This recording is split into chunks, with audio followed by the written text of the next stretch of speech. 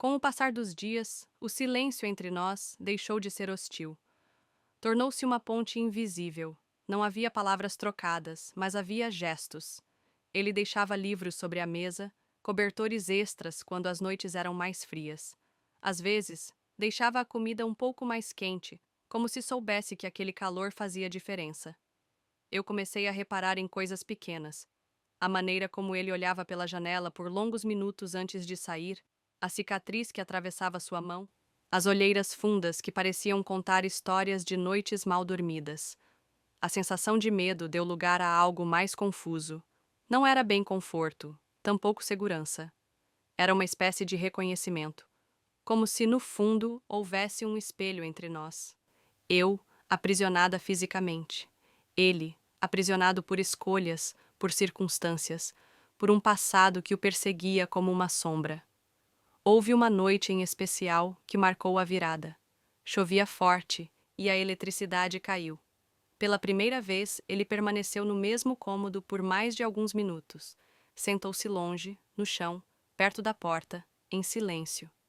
A luz tênue da lanterna tremia sobre as paredes e revelava um cansaço em seu rosto que nunca antes tinha aparecido com tanta clareza. Pela primeira vez, ele parecia vulnerável. Pela primeira vez, ele parecia humano demais para ser apenas o vilão da minha história. Naquela noite, compreendi que ele também tinha medo.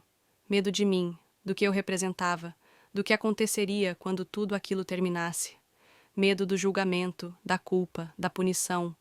Medo de não ser perdoado, de não se perdoar. Eu não sabia que sentimento nascia dentro de mim, mas ele crescia, silencioso, como a raiz de uma planta que encontra um caminho mesmo entre pedras. Era estranho admitir isso para mim mesma, mas havia momentos em que eu me pegava, esperando por sua presença. Pela comida deixada na porta, pelo som dos passos no corredor, pela sensação de que, de alguma forma, ele ainda estava ali, cuidando, mesmo que de longe. Quando as semanas viraram meses, minha visão do mundo lá fora mudou. A ideia de fugir já não era uma obsessão constante. Não porque eu quisesse continuar ali para sempre, mas porque havia algo inacabado entre nós.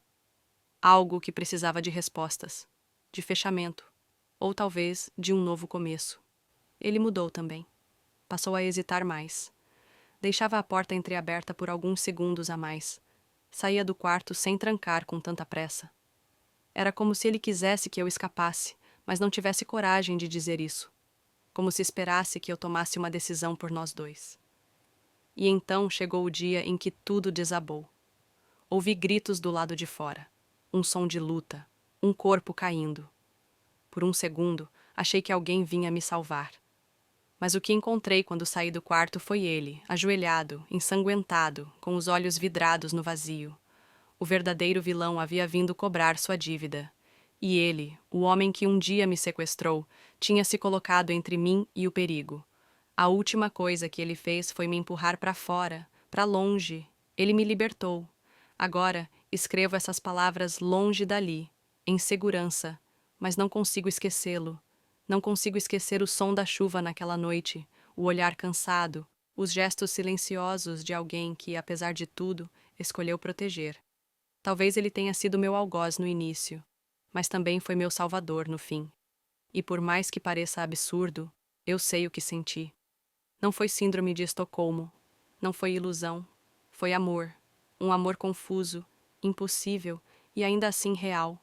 Porque às vezes o coração encontra abrigo nos lugares mais improváveis. Mesmo no cativeiro, mesmo na dor, mesmo no olhar de quem, um dia, foi o vilão da nossa história.